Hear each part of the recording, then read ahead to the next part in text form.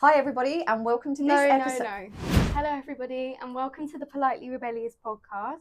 My name's Ruby and today we're going to be flipping the script because I'm pleased to be joined with the founder and the prime mover of the entire Politely Rebellious brand, Keshia Stewart. Hey Ruby. How are you feeling? I'm okay. It feels different. Yeah, definitely. For sure. No, first of all, I just wanted to say that you give people the room to express their stories and everything, but the mic is on you today. We want to hear your voice, so don't be scared. No pressure.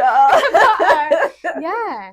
So to start off with, I just want to start from the beginning. Okay. You've opened up before about growing up on a council estate and how you wanted to carve your own pathway. Yeah. And I just wanted to know, how life was for you as a young girl and what it was like for a young Keshia. Yeah, young Keshia. Yeah. No, it's an interesting one, isn't it? And it's not something I've really tried to go into too much because it's hard, And I was saying I was at a Pomodzi event called Girls Night In earlier this week, and I was explaining to somebody that it's not just talking about it in the moment, but you kind of open up Pandora's box whenever you do talk about it, right? So whenever people come on my podcast as guests, I'm so grateful because I know from personal experience that when you talk about certain topics, challenges, obstacles, trauma, whether that's experienced in your childhood or your adulthood,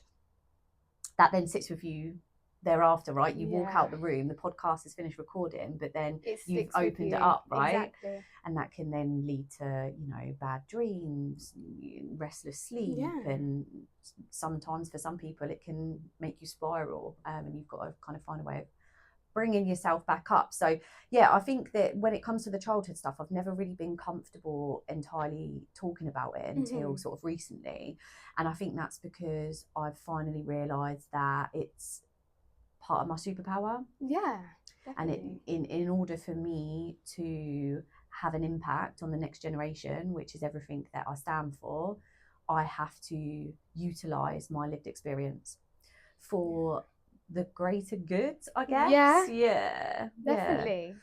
Yeah, but I mean, look,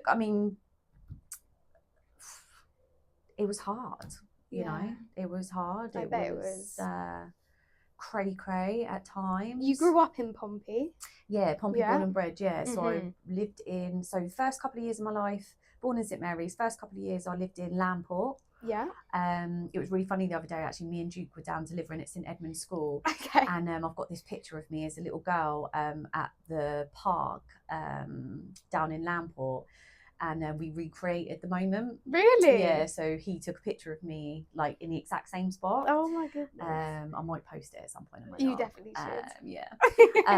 should. So first couple of years in Lamport, obviously can't really remember that. I was only a little toddler. And then we moved to Somerstown. So I spent most of my childhood on Waterloo Street in Somerstown.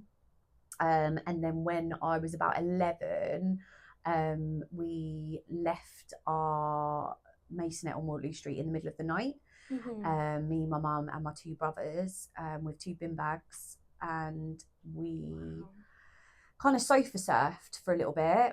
I'd say maybe 2-3 weeks we sofa surfed, and then the council placed us in a hostel in Cattersfield in Fareham, pretty much in the middle of nowhere, and we lived there for 6 months. It was during the initial turbulence in Afghanistan. So I think it was before other countries went into Afghanistan, but Afghanistan was in this midst of war, and there's lots of people living in the hostel from Afghanistan, lots of drug users and things like that. We were there for about 6 months, and eventually we were placed at a flat in Paulsgrove. Okay. Yes, so it was a big change from being a townie to then being a Grover, and the mindset and the way in which people run together. I mean that from a street level, not physically running, because there was none of that unless we were running for the police. But the way that people, kind of the community element, just the things that were being spoken about, the activities that were taking place, it was so different in town compared to Paulsgrove. So it wasn't similar? No, there weren't really any similarities, not really. Okay. which is quite shocking. But I think that still is the case really today. You know, we're now based in Portsgrove for our office for Politely Next Gen, and it's still cut off so much from a lot of positive activities that are going on in the city, sort of on the island. And I think, you know, you grew up sort of Haven't, didn't you? So you'll probably understand that as well, that we're Pompey still, right? But we kind of get left out of a lot of stuff when you're that side of the island. It's different, definitely. Wow. Yeah. Well, thank you for opening up to me about that. That's really amazing. You're welcome. So I know as well that you've had prior businesses as well before forming Politely Rebellious at all. Would you like to talk to me about that a little bit? Yeah, why not? So yeah, it's not my first rodeo. Yeah. So actually, the first business that I set up, well, I don't know actually. I mean, if you go back a little bit further, I was quite entrepreneurial even at school, because I would spend like £1.50 on 10 sovereign. And then I would sell 4 of them at 50p each. People still do that. Do they still do that? Yes. And then you can buy your cigs for like, you know, when you've run out of those ones. Yeah. Yeah, so I think that was probably my first experience with, you've got to spend money to make money, but, you know, this could benefit me.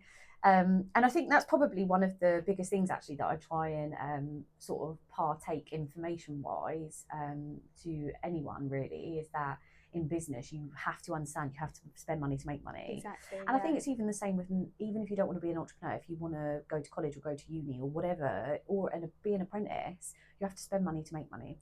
So even if you're just investing in your career, whether it's the right clothing, the right shoes, learning to drive or whatever, you've got to spend money to be able to make money. Exactly. With uni as well, it's like people don't want the immediate gratification about it, because they won't go to uni. They just want to stop their school, their education. They won't go to uni, and then they just want to go straight into employment because they think that's the easiest fix, when really it's just like, maybe you do have to spend this. Just invest in yourself a little bit. Yeah, definitely. And even when, you know, even if a young person, let's say, is going straight into employment, you know, there are often those conversations of, but then I've got to get the bus and I've got to, you know, buy a uniform or invest in yourself. If you're wanting someone else to invest in you, you need to show that you're willing to invest in yourself too, right? So I think it works all across the board. But yeah, I mean, the first official business that I owned, trademarked, registered, was actually when I was in my last year at uni,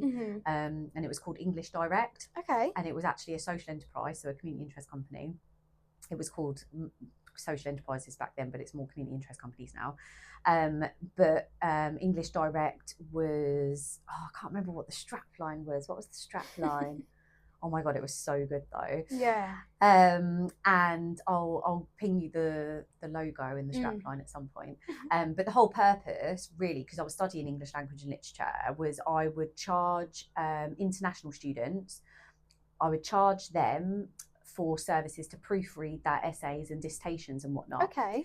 And then for every person that paid for us to do that, because I had a team of 3 other freelancers who were also English language students, and it was like the ones that were going to set to get like a first class degree. I like reeled those ones that were like, anything you do in business, get them in quickly. Get the ones that are better than you and reel them in, like Leah.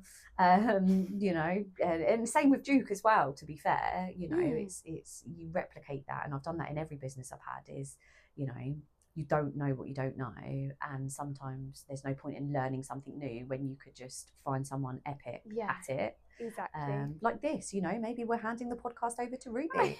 Maybe this will be a permanent thing. You know, it's a possibility, and those opportunities are important, aren't they? So yeah, definitely. English Direct. So we used to charge people to proofread their essays and dissertations, and then for every person that paid, I would sit down with a young person who was a NEET, so not in employment educational training, and help them put together a CV and just give them some general kind of mentoring and advice. Yeah, that sounds good. And I actually won the Enterprise Challenge in 2012. So the year that I was graduating, and I also won an award for most creative student performance.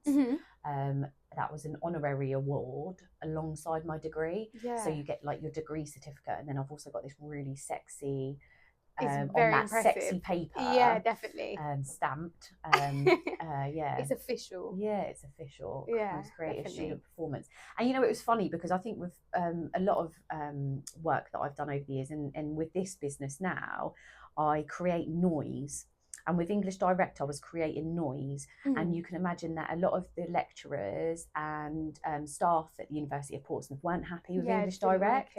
Because they were like, that's cheating, plagiarising, all this lingo. And I was like, no, it's not. It's just helping a person out. And if they want to pay for those services, they could go online and do it anyway. I wasn't like, I hadn't created something brand new. Yeah. Like, yes, the social enterprise concept was unique, but the idea of proofreading essays and people paying for a service, that wasn't new. There were organisations already out there doing that online. Yeah.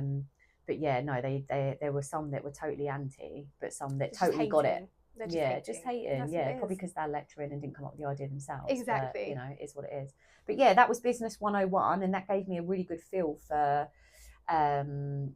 like the process of setting up a business. Yeah, kind of stepping foot into that world, sort of. Yeah, and kind of gaining a bit of confidence, a bit of experience. Nice. And that's when I first started working with Shape in Portsmouth, actually, before it was a community interest company, when it was just lots of middle-aged white people sat around tables having meetings about meetings. Yeah. I kind of inserted myself as a volunteer, despite the anxiety and imposter syndrome, because I wanted to learn. Yeah. I wanted to learn, and I kind of gathered from my time at uni that it's not always what you know, it's who you know. And I didn't know anyone. So that was my first way of kind of like getting in amongst it, like business leaders and stuff like that. Wow. Yeah. That sounds really impressive. Yes, that's number one. Thanks. Yeah. And then number two came a few years later. So when I finished uni, I originally wanted to become a teacher, which is why I studied English language and literature. When I was in my last year, I went back to my old school, St Luke's, which is now charter, and started volunteering as a TA. And decided I didn't want to be a full-time teacher. Yeah, stressful. Yeah. I mean, props to all you teachers out there, because it is it's hard work. Yeah, super hard work. And I think when you're that young person that's angry and fighting and breaking all the rules, it's so different when you flip it on its head and you're then the person trying to break up the fights and trying to advise young people, not to be in the toilet smoking and blah, blah, blah, blah. Yeah, it was just it was a really enlightening experience, and I'm glad that I'd done it. But I ended up leaving uni and going into recruitment within the education and skills sector. So I still felt like I was doing my bit for the next generation by recruiting awesome people to be teachers and lecturers and assessors. And I sort of worked my way up in management pretty quickly, to be fair. I think because alongside that I was doing lots of voluntary work across the city, and so that voluntary work coupled with the corporate experience that I was gaining, I managed to work my way into management and senior leadership quite quickly, in comparison to some people. And then after a few years, I was making a lot of money for the companies I was working for. Okay. So, I was recruiting and I was billing anywhere between 100 to 200k a year. Wow. But I was on like 28 grand. And I was like, hang on a sec. I was like, I've set up my own business before, so I know how that works. I now understand how recruitment works. I could be earning that six figures. Exactly, the exact same amount. Yeah. But you're just doing it for other people. Yeah. So I did. I bought my house. And the day that I signed the contract on my mortgage for a 3-year fixed term on the mortgage, I went into the office and quit my job. Wow. Because I knew that I needed the basic salary to get the mortgage. Yeah. But then once I had the mortgage, I knew that I then had 3 years to establish myself with my own business financially. So then when the mortgage comes back round after 3 years, I'm making enough money, right? So it was like a risk, and everyone thought I was mad, but in my head, it was the logical time to do it. So yeah, I done that. I only had £1,000, which I bought a PC with from Novatech, bought access to a CV job board.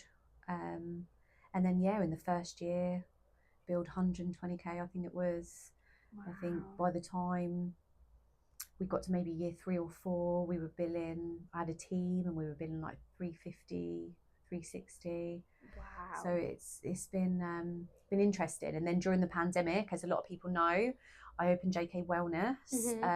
Recruitment had gone dead. So for 6 months in 2020, I was just kind of lounging in the garden, enjoying a bit of freedom. But at the same time, I get bored really easy. So I was like, I don't know what to do. And I had a certain amount of money in the bank. And I was like, I could sit around for the next 6 to 9 months waiting for COVID to kind of ease and recruitment to kick back off. Or I could invest that money into something that keeps me busy, maybe does something for the local community.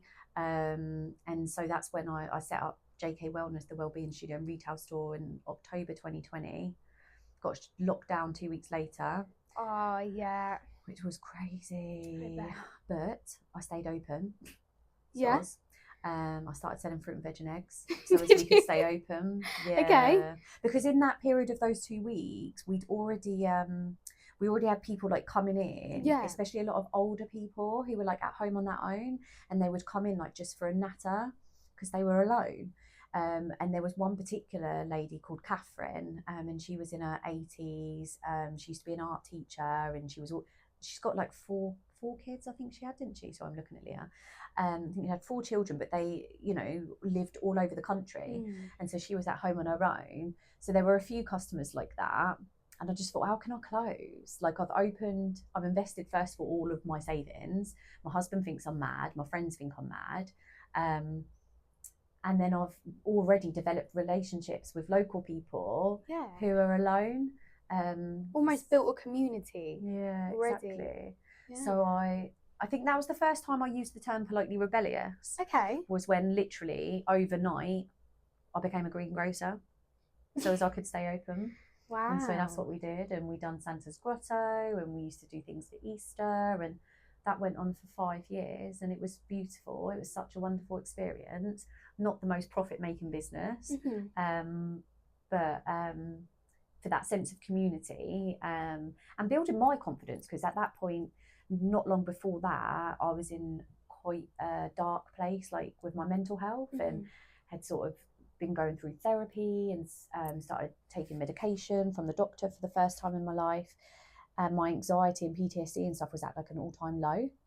And when I first said to my friends, like a couple of my closest friends, I've just signed a lease on a shop on the Havant Road in Drayton. And they were like, what do you mean? I was like, I've signed a lease on a shop on the Havant Road in Drayton. Yeah, but who's going to be in that shop? And I was like, me. And they were like, what do you mean? They literally belly laughed, because at that point in my life, I was so riddled with anxiety and imposter syndrome that they couldn't fathom the thought of me sitting shop front on a busy street and speaking to new people every day. But I knew I had to do it. I think if I was going to bounce back and become who I am today, I had to get over the imposter syndrome and the social anxiety that I'd developed. Yeah. And what better way to do it than just throwing yourself out there every day? Exactly. Just getting that confidence back, seeing as you did have it from everything that you'd done previously. Yeah. So it's just about building it back. Yeah. Well, glad you done it. Thanks. So all these ideas that you had about just entrepreneurship and everything, how did these ideas lead from like a mindset to the movement that it did become, which was Politely Rebellious, like the start of it? No, that's a really good question. You're good at this. That's a really good question. From the mindset to the movement, I mean, with Politely in particular, it's been quite a journey. So Politely Rebellious as a term was something that I started using on my social media. So during COVID, I'm staying open, hashtag Politely Rebellious. We're going to get all the Santa's Grottos had closed. So I was like, well, we'll do Santa's Grotto for all the local kids, hashtag Politely Rebellious. So there were just certain things that I was doing and certain ways in which I was moving. And I'd coined this term Politely Rebellious and was just using it on my hashtags. But then there was one day where I think it was me, Leah and Celine were like sat in the shop, and I remember just being like, there's something about that term that I don't know what it is, but there's just something about it. And then I was like, maybe I should trademark it. Like, no idea what I'm going to do with it, but maybe I should trademark it because it's out there now in the universe on socials. And if someone else picks it up, I'll be devastated. But even when I put in all the details into the trademark registry, which costs a few £100, put all the details in. And then as I'm about to pay, I was still like, I don't know. And Celine and Leah were like, do it. It's like a risk you had to take. Yeah. So I did. So I trademarked it. So Bish Bash Boss, paid the money, trademarked it, no idea what we were going to do. And that was 2022, which, considering we're now like halfway through 2025, that's crazy. That is insane. Because that is quite a long time ago, to be fair. But yeah, so we just trademarked it and we just kind of sat around for a while kind of thinking about it. And to be honest as well, at the time, like we were in the midst of trying to convince Leah to stay and to work with us because she'd been to college and studied animal care and she wanted to go work with dogs. And me and Celine were like, please don't leave us. She'd been working with me since she was 16. She is my right hand person to this day. She's phenomenal.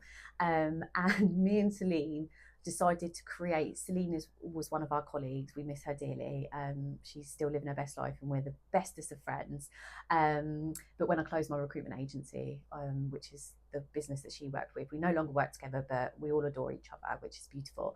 But anyway, so me and Celine decided to put together a presentation to deliver to Leah to convince her not to leave us and go and work with dogs and just to stay and do an apprenticeship in digital marketing, because I'd realised that she was quite creative. She'd already started managing the social media for JK Wellness and a little bit on the recruitment front. So I was like, we delivered this presentation where we were like, these are the reasons you shouldn't work with dogs. They kill people, they poo, you'll get paid shit money. And she was just going off to Thailand on her own for like 3 weeks, 21 days. And we left her with those thoughts. And while she was away, we were like hoping and praying that she would come back and say yes, she wasn't going to leave, she was going to do her apprenticeship. But while she's away doing that, I'm sat there thinking, shit, if she comes in and does the digital marketing apprenticeship, I don't feel like I've got enough work for her to be kept happy and excited. You know, yes, we had recruitment, Teach Tech Solutions, yes, we had JK Wellness, but she was so savvy with it that it was already becoming quite repetitive for her. So I was like, maybe this is where we start doing the politely rebellious stuff then. So it kicked in. That's why it kicked in. Because we had to fast forward it. I couldn't sit on it anymore because I needed, if she was going to do her apprenticeship, she needed something to do. She needed work to do. So yeah, she came back from Thailand and agreed to stay, which I was like obviously over the moon about. Got her signed up for her apprenticeship and was like, right, there's this thing we trademarked. Do you remember? Politely Rebellious. Go on in.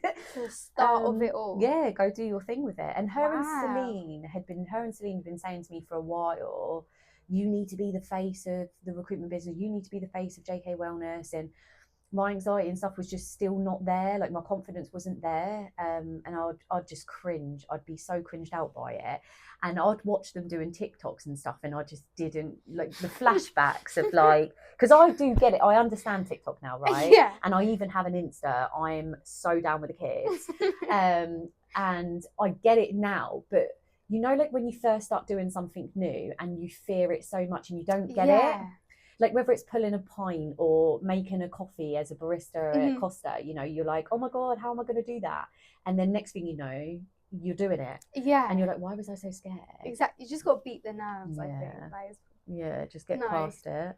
Wow. Yeah. And so we started with the podcast, which was just, we were like, look, we don't have the best equipment. We don't have the best set up at all. However, we knew at that point, this was 2024, it must have been.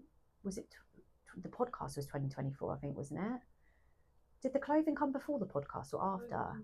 The clothing came before. So clothing, in that year that Leah was doing her digital marketing apprenticeship, it was like clothing focused for Politely and launching the first couple of designs and selling it on the shop, then figuring out how to convert that to online. And that came with lots of different trials and tribulations because of money, trying to find the best printing company, manufacturers, shipping, because we started off buying it in bulk and stocking it and posting it out ourselves. But obviously that means a lot of money up front from me. We didn't find the whole magic of what's it called? Drop shipping until probably a year later. And then it must have been 2024, early 2024, where I'd already started kind of dabbling a little bit more with social media with the girls and just kind of building my confidence. And then just kind of got to this point, was like, oh, do you know what? Sod it, let's do a podcast. But we knew at that point that we wanted it to be inspirational. We didn't want it to be X Factor sob stories where there's no fun end or no positive end. We wanted it to be just positive. Like, yes, talk about your obstacles. Yes, talk about, you know, things that may have negatively impacted you.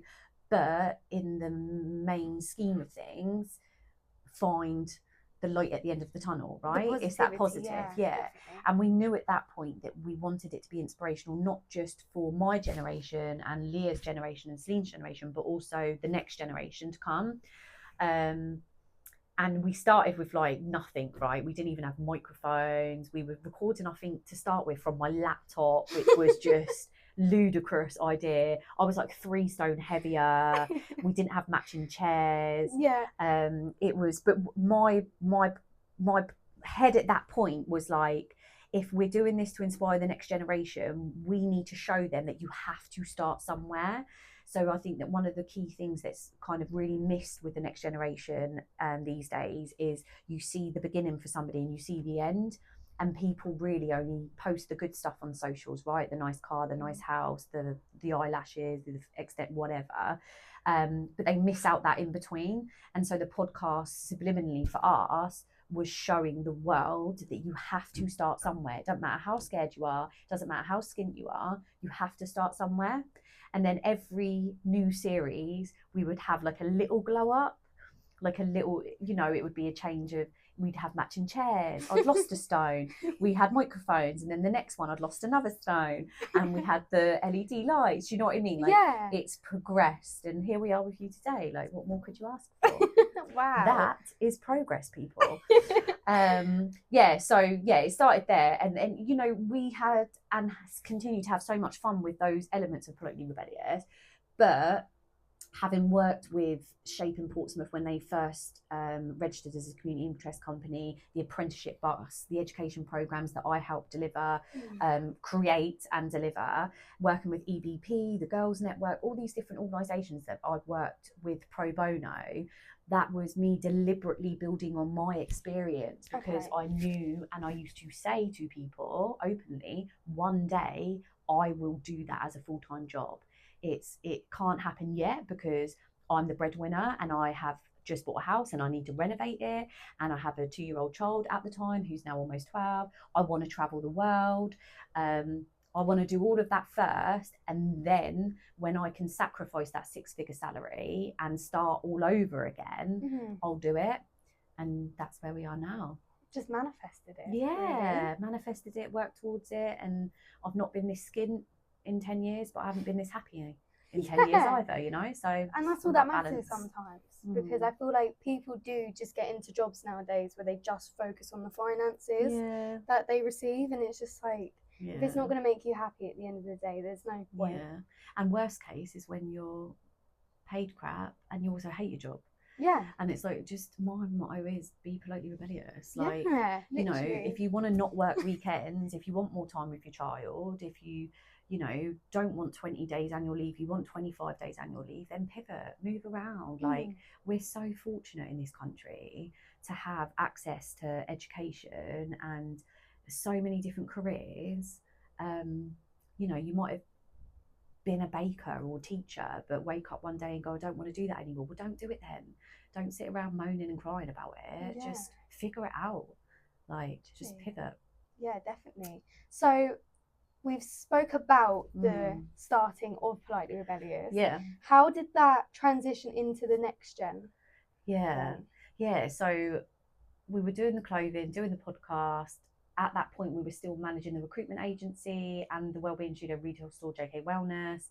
And we sort of decided, when I say we, me and Leah, decided that we could see where it could go.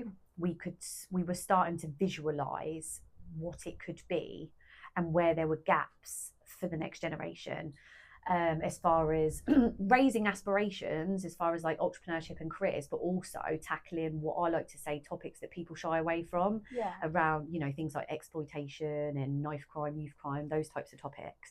And I think because I'd got to a point in my life through the confidence building with the podcast and watching everybody else tell their stories, it was that final realization of, oh, so when like Leah has been saying to me, you need to tell your story is your superpower. Like my next door neighbour Esther has been banging on to me for 8 years to write a book and to use my story for the benefit of other people. I've always been like, oh no, cringe. But it just suddenly made sense. It just felt right, that it was the right time. Yeah. I think you have to be at a certain point in your healing journey before you can help heal people. And I also think that the final stage of healing is helping people. Yeah. So I feel like through the power of the JK wellness community that I'd established and started to get to know a lot of people intergenerationally across the community, and then all of that corporate experience that I built and the voluntary experience, I was like, do you know what? Let's amalgamate it all and create a beast. Yeah. And I love the money from recruitment. I bloody loved it. I'm not going to sit here for a second and deny that. I have lived my childhood was horrific, you know, and what drives me is the fear of ever ending up back there. That is what keeps me motivated. I would never want to go back to being cold, hungry, malnourished, etc., etc. And the last 10 years, however, have been the complete opposite. You know, like I've been chauffeur driven around. I've flown Premier all over the world, Thailand 3 times, Tokyo, the whole of Europe, 5 cruises in the last couple of years. Like I have given my son, and me and my husband have had phenomenal experiences. But actually giving all of that up and starting at zero again financially is really freaking humbling. And it's kind of given me the bringing back down to earth that I think I was probably due. And my son was definitely due. He's bloody magical. He's amazing. He's smart. He's grateful and he's epic. But we were definitely, as he's about to turn 12, we were definitely heading down that path of he needed humbling.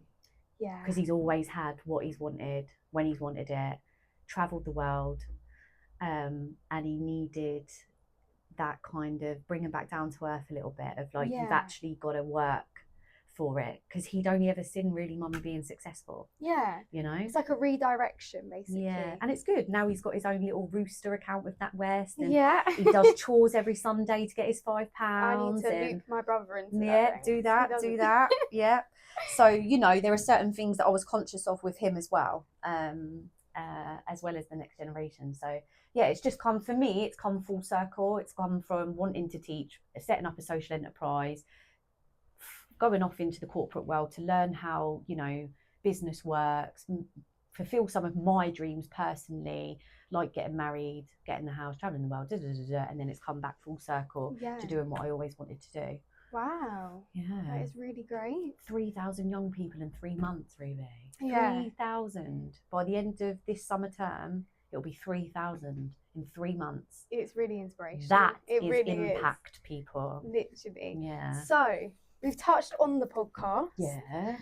And you've obviously had some really special guests on there that I've seen. Has there been any guests on there that have surprised you with either their character or their stories that they've told you? Duke surprised me, Duke Harrison Hunter. So I'd never met him before, but I knew... Oh, I didn't know that. No. So when he came on the podcast... No, I'd never met him before. That's crazy. I didn't know that. So he'd never been on the podcast.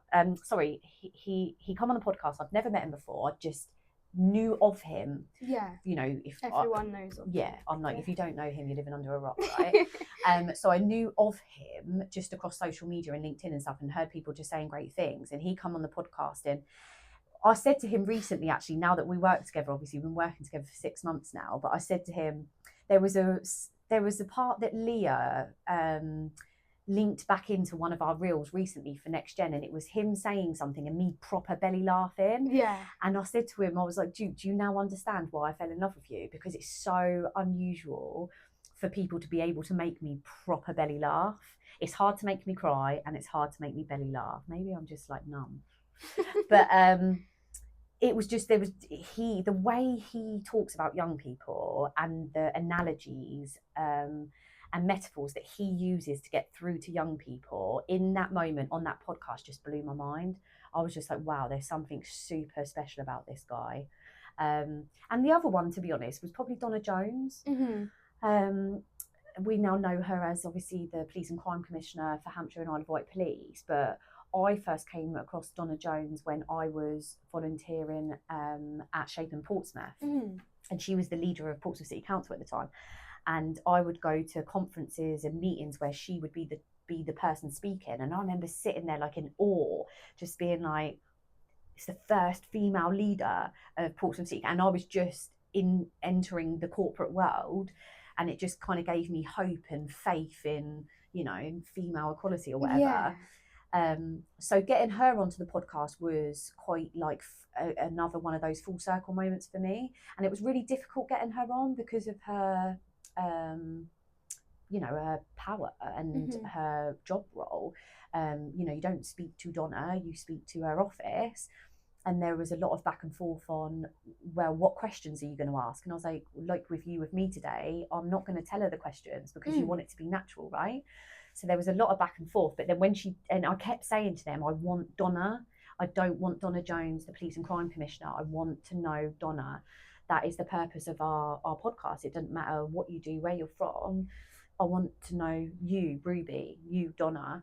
And actually, she came and she was so down to earth and she told her story so openly and so honestly. I don't think she gets near as much respect as she deserves. And so, yeah, I'd say I appreciate everyone that's been on the podcast. I'm grateful to all of them. They all have incredible stories. Yeah. We handpick the people that come onto the podcast for various reasons. It's not about likes and clicks. Otherwise, we'd have gone bloody viral already, which we haven't. Help us out. But, if it was about that, then, we'd probably go about things very differently. But yeah, I'm grateful to every single one of them because it's not easy. No. As I'm now finding. Yeah. But you're doing great. Well done. Thank you. Okay, so obviously people come and talk to you about your work and everything that you do. Is there any pieces of feedback that you hear where it just makes you think to yourself, like, you're paving the way for the younger generation, like what you're doing is making a difference, sort of? Yeah. I mean, I think it's a daily occurrence now, actually. And someone, Shamila, who is just an absolute freaking powerhouse, like Duke. If you don't know who she is, you're living under a rock. She's amazing.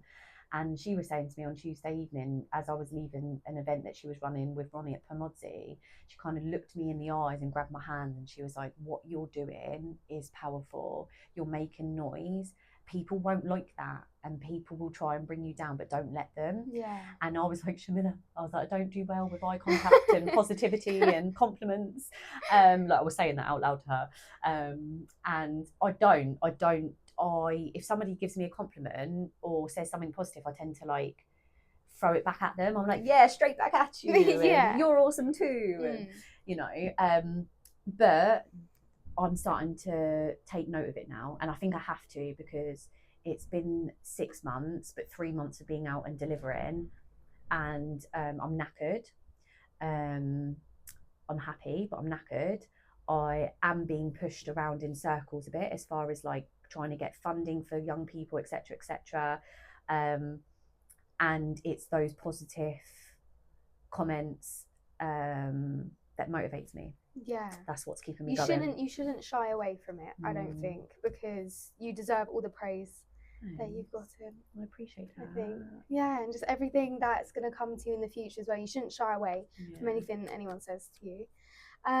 So another thing, you recently won the Inspirational Role Model Award. How was the feeling of winning that? Oh, that was crazy. Yeah, I bet it was. Yeah, it was crazy. I mean, obviously it's so like poignant in the sense that when I was nominated, it was in 2024 and we hadn't even gone public yet with Next Gen. So no one knew that we had an array of role models associated with Next Gen, who are all freaking amazing, all have their own stories. And nobody at that point knew that our language that we were using was the term role models. So how I was then awarded that, obviously, like earlier this year, like a few months ago, after everyone then knew that our lingo was role models, blah blah blah blah, was just perfect from a marketing perspective. It wasn't planned, but it was perfect from a marketing perspective. But I didn't think I was going to win. Okay. Because the other people who were like finalists in that category, April at the Parenting Network, like she's an absolute powerhouse. She does a lot for the community. Parenting Network has been around for 9 years, so she's got a well-established brand behind her name. And then the other lady, Ellie, she's doing great. She's an absolute queen, absolute warrior, but she has cancer. So in my mind, I went along with Leah and one of my good friends, Tori, and I was like, well, I'm not going to win. I'm up against April and Ellie. I'm not going to be the recipient of this award. So I just drank rum, and I didn't prepare a speech. I was like, it's a night off. I'll enjoy the food and network and eat some good food, drink some good rum. And then my name was called out, and I was like, all right. And everybody that evening had prepared a speech. Everyone was there with like either their phone or bits of paper, some of them numerous bits of paper, and were reading out these long speeches. So then when my name got called out, I was like, oh no. And then to be honest, afterwards, I was then like, oh my God, what did I say? Because I stood there and was like, I was abandoned by my father and abused by my mother and groomed by a paedophile. And then I was like, why did I say that? Well, if I hadn't have drunk rum, I would never have said that. But actually, I think it needed to be said. Yeah. Because there were people, at that point, I'd already been having meetings with, local councillors and politicians and schools and nobody really understood the why. And I was, being asked to, what's your credibility? And I'm like, well, if you Google me or look me up on LinkedIn, then it will tell you. But I'll tell you myself if you want. And so the credibility out there, to be fair, is substantial. Not just my business acumen, but my work voluntary across the community and with schools. It's there for everybody to see. But what people don't yet understand is the why from, I guess, a emotional standpoint. So I'm quite glad that I didn't prepare a speech, and I'm quite glad that I drank rum now.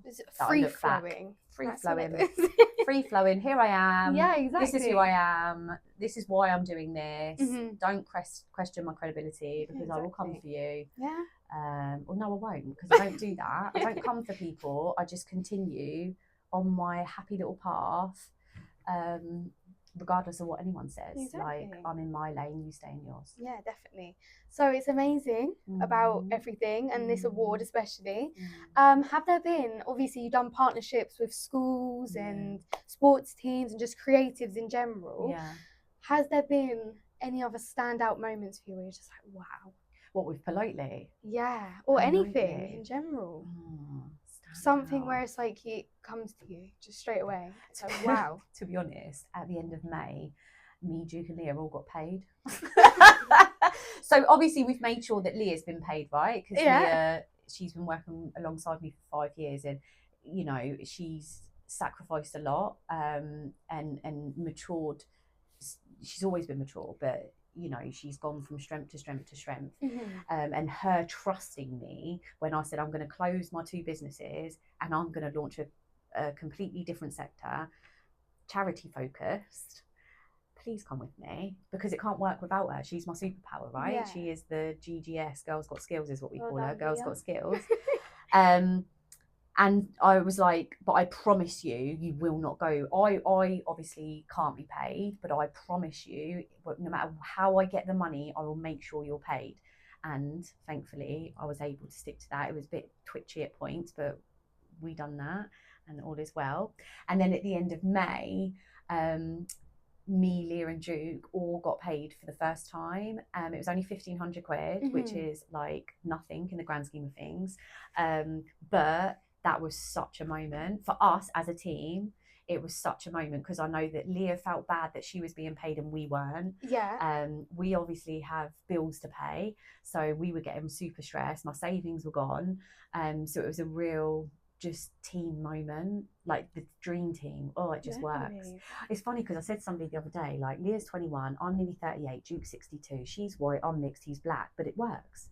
Like, it just it's works. The perfect trio. Yeah, that's what it is. It is epic. Yeah. Oh, it's brilliant. Yeah. Okay, so with Politely Rebellious and the next gen as well, what things would you like to achieve in the coming years? Any future visions, or what are you thinking? Well, it's like this morning I was down at the Portsmouth Academy School down in town, and fresh off of the back of no pupils from their school were involved, but fresh off the back of a boy being stabbed in the arm. The videos have gone viral. Nothing to do with the school, but the school is on the road, same road where it happened. So I was in a meeting this morning talking about that, and me and the deputy head teacher were talking about the fact, you know, what they need from us as an organisation, but they don't have any budget. But we're putting together a plan of action.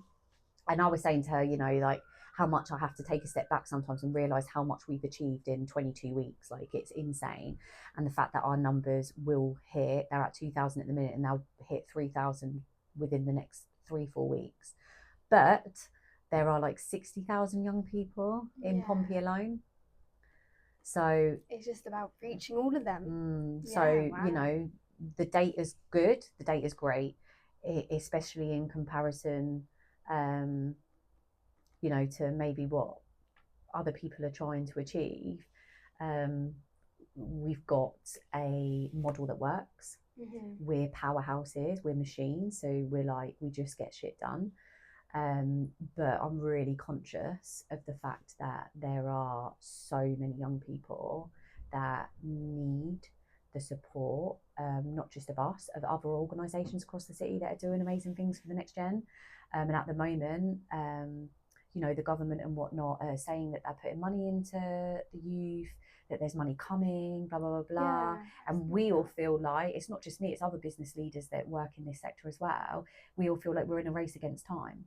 Because time is a young people's life gone. It's their last year gone. It's the last chance to have that opportunity with them and that mentoring. And we feel like we're in a race against time. And I need government to get at the same pace as us. Get rid of the red tape, be politely rebellious, just do what needs to be done to make sure that we reduce those youth crime rates and make sure that nobody else gets stabbed or loses their life. Because just in this generation, it is just really hard. It really is, because I feel like, especially with social media, I feel like social media is such a big part of it as well. It's just, I feel like there's a lot of groups that are disconnected with each other, and it's always a nice feeling to see organisations that want to help out the younger generation, because they feel like they've not been forgotten about almost, and that they're not. Exactly. But it is difficult. It's important. And I think that that's actually, you know, what needs to be done more. Is, you know, we're very much of the stance here at Politely that your voice matters. Like, if we said to you, here's an opportunity, we've just got to trust that you can get it. Look at us sat here today. Like, you've approached us for work experience. We've gone, sure, why not? And then we're like, right, let's bounce around some ideas. Right, here's an idea. Run with it, do it, trust you, listen to you. And I think that will achieve far more than lots of people, middle-aged, sitting around a boardroom table having meetings about meetings. You're not getting anywhere by doing that. Get out there, get on the ground, speak to the young people, find out what their fears are, find out how they feel these fears can be tackled, and allow this generation to pave the way for future generations. Definitely. I feel like it's very stereotypical nowadays. It's like, for the younger generation, there's just loads of stereotypes. I feel like people don't tend to trust how they feel about certain things and what they want to do, like with their futures and stuff, they just kind of see it as this is what's going on in the world now. They're all the same sort of thing. So we need to remind ourselves that you're the future, and you're living in such a different dynamic and game to what I lived in. And I mean, I'm older, but I'm not old yet. So like those that are in the places of power who are even older than me, their understanding of what you're going through is so far away that, you know, they need to not just create youth boards and, you know, youth talking groups or whatever. They need to be employing young people, listening to young people, and letting young people take the reins. Definitely. Don't be scared of it. If you're a small business, a big business, a politician, a teacher, no matter what your role is in society, embrace employing and molding young people. Embrace it. Stop being scared about it. Yeah, because it's done me nothing but wonders with all of my businesses. It's not scary. It's really not. I would not be where I am today as far as confidence, the traveling I've done, everything that I've done would not be happening right now if it wasn't for me having this moment of like, I need to, because I used to have a team of women that were the same age as me, and it didn't work, and I made them all redundant. And then I was like, do you know what? I need to go back to what I believe in with the next gen. And I started employing people with zero experience, whether it was working in the shop, working in recruitment, doing what I'm doing today. Everybody, whether it was the Saturday girl or the full-time recruitment consultant, they came to me with zero experience. Yes, it takes a bit more time and patience to get them to where you need them to be, but I swear on my life it will be the best thing you've ever done. Yeah, wow. Yeah. That is brilliant. So you're next on my hit list. Oh, okay. Yeah. Give us the funding because we want her full time, please. It's fine, makes sense. Okay, so if we're gonna fast forward 5 years now. Yeah. So what would you want the term politely rebellious to mean to someone my age? What would you like the phrase politely rebellious to mean in someone's life for the younger generation? Hope. Yeah. Yeah, I think hope. I think that's what it kind of means to me, is that like no matter what you're going through, no matter what you've been through, you can carve your own way. You can be politely rebellious and carve out your own journey and like whatever you want that to look like. Yeah, so if you want to go to uni, start by going to college. You know, you might have to work part-time alongside it, great. You might go to uni and find you don't have support from parents like myself, fine, work alongside it. You know, you might have to then, even after going to uni, start at the bottom of the food chain in an organisation, but do it. Just keep the faith and keep the hope that by being politely rebellious, you're gonna get to where it is you want to be. Yeah, definitely. Yeah. Wow. Yeah. So hope. Maybe we need a t-shirt with hope on. Yeah. Yeah, I thought we need hope in this world. Yeah, I think, we do. Definitely. Yeah. So that kind of just links into the last question I have for you, which is just advice, just overall advice that you can think of, because obviously you have this brand now and it's blowing up. And it's just any advice that kind of comes from that that you could give any young person like myself. Yeah.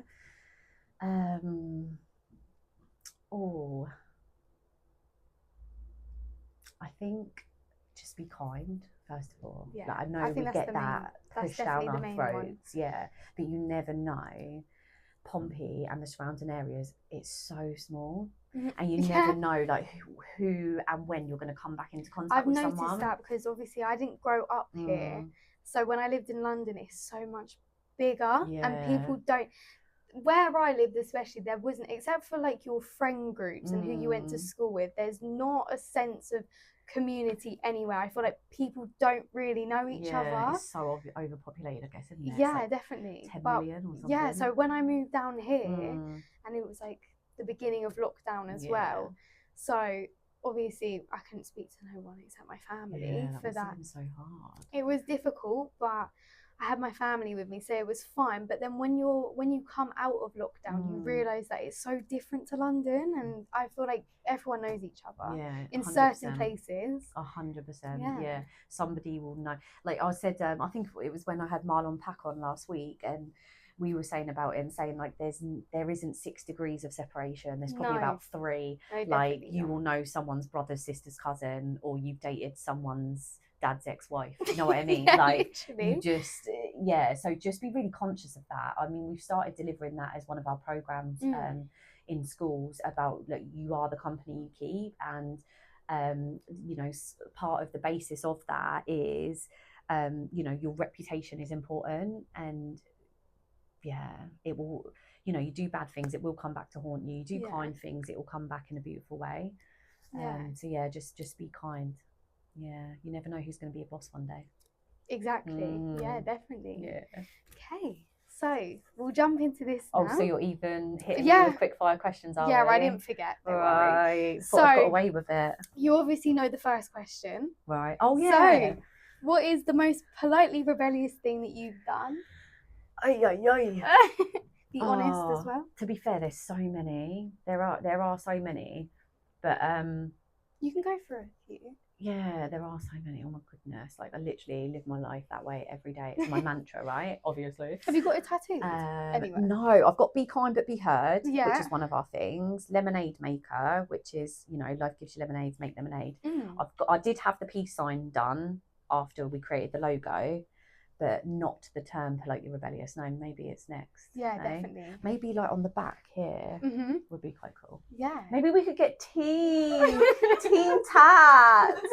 Oh, we'll give her a contract first. And then, and in fact, you're not even 18 yet, are you? You're 16, I'm 17? 17. 17. All right, okay.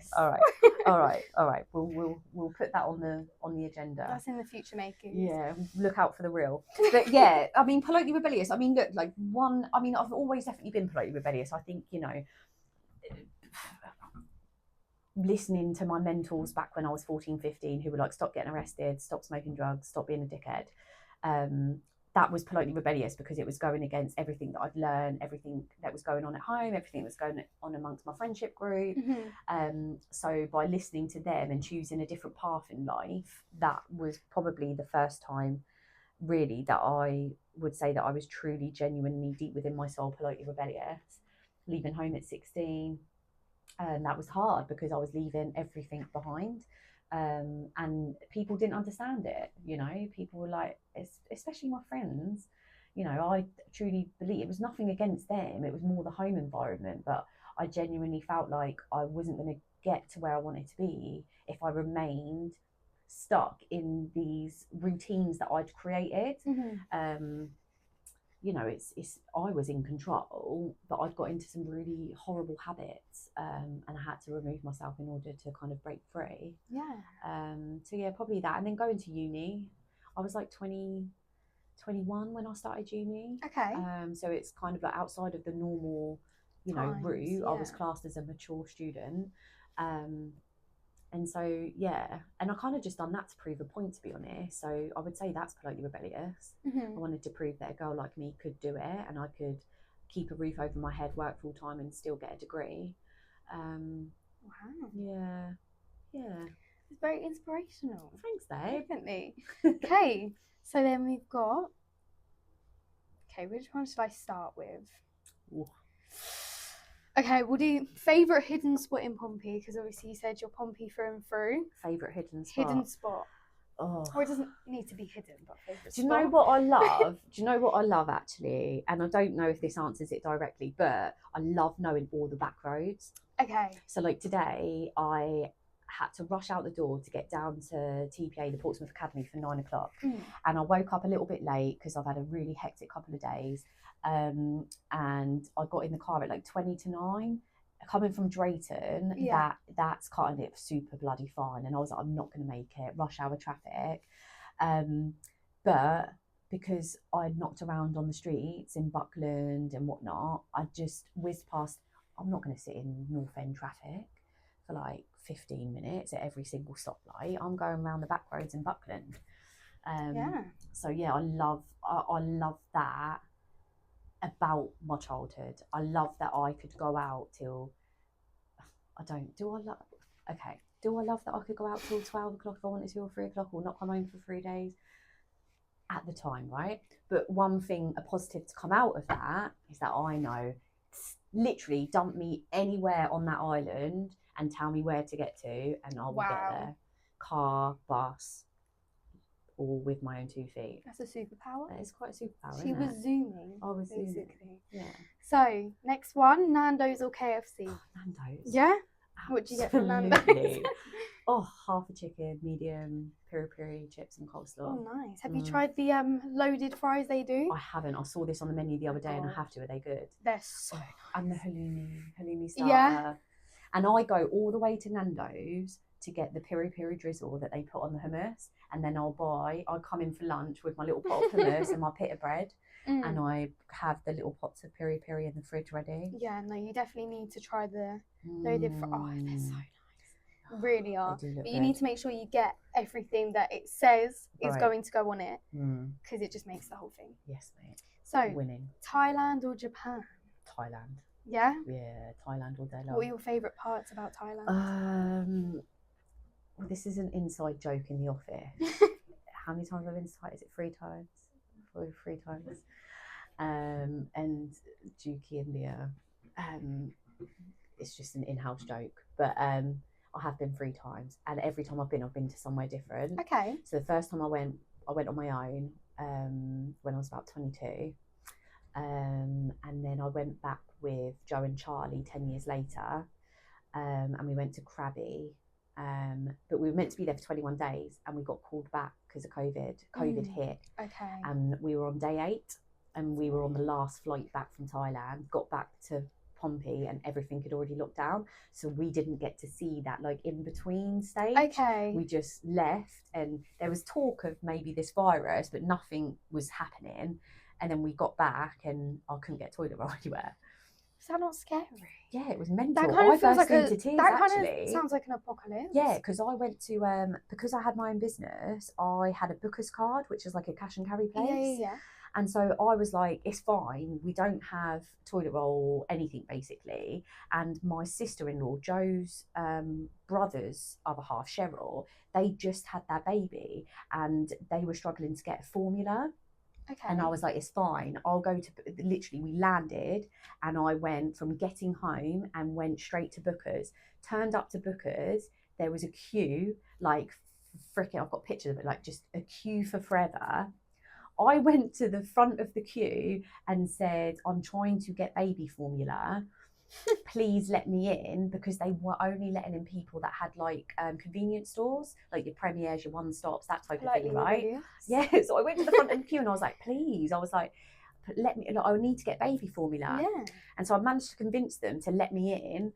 I go in and there's no baby formula, and I came out and I just burst into tears, because I was like, what has happened? What has happened? It was actually so bad thinking about it. Mind-boggling. I feel like we forget, because it's obviously quite a while ago now. How traumatic it was. But it really was bad. Yeah, and then we wonder why there's that, the aftermath. My son is 3 years home ed, yeah, all off the back of COVID and stuff. It's had such an impact. And I saw this thing the other day, actually, like a meme or something on Instagram, that was saying, like, people my age, so, sort of 30 to 40, have been through 2 recessions, all these political government change things, a pandemic, and now potentially World War III. There's just like, literally, you feel like you're getting somewhere. And I can absolutely say that from an educational standpoint of putting myself through education, running businesses, like you feel like you're getting like 2 steps ahead, and then something completely out of your control happens and you're back.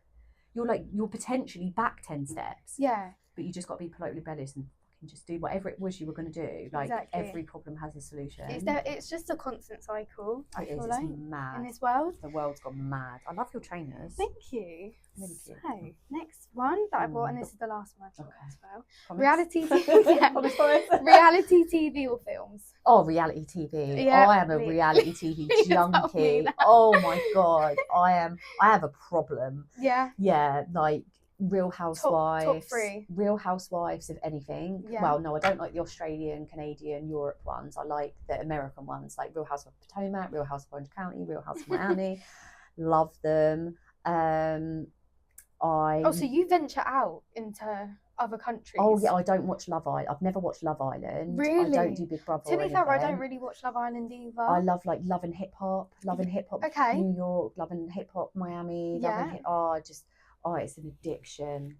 Wow. It is an addiction. In fact, I've just started watching Stacey and Joe, which is Stacey Solomon and Joe Swash. Okay. Which I'm a bit late to the audience because it's been out for a little while, but it's just easy watching. Yeah. I like it because I can watch it. I can have it on in the background when I'm working. Yeah, that's the same as my mum. Yeah, whereas with films and stuff, obviously you have to concentrate. And I do watch the odd movie with Joe or Charlie, and I love a crime documentary.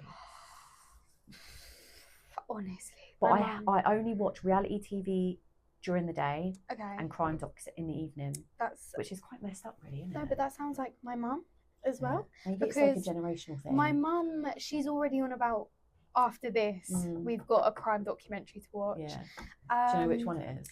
I think it's either a crime documentary, like a Netflix one that's come out, or it will probably be 24 Hours in police custody. Yeah, I love that one. 24/7, as just new series has come out, or Murder 24/7 on BBC. I'm binging that at the moment. Have you watched The Astro World? Travis Scott? No, but that's come up on my because I listen to Travis Scott. To watch that. And when I feel like, I don't know if it was because of my side of my social media, it just didn't come up. But when that whole thing happened, I feel like it was only on my phone for about 2 minutes. 2 minutes, and then it went. Got forgotten about. And then it's not been brought up until this has come out. You have to watch that. The World, like, it is mind blowing. Yeah, it's on my list already. Be watching that when I get back. Do it. Okay. So thank you so much for today, being on that side of the mic. Oh, sweating. Yeah. Well done you. Thank you so much. Well done. Thank you. Proud of you. Thank you so much.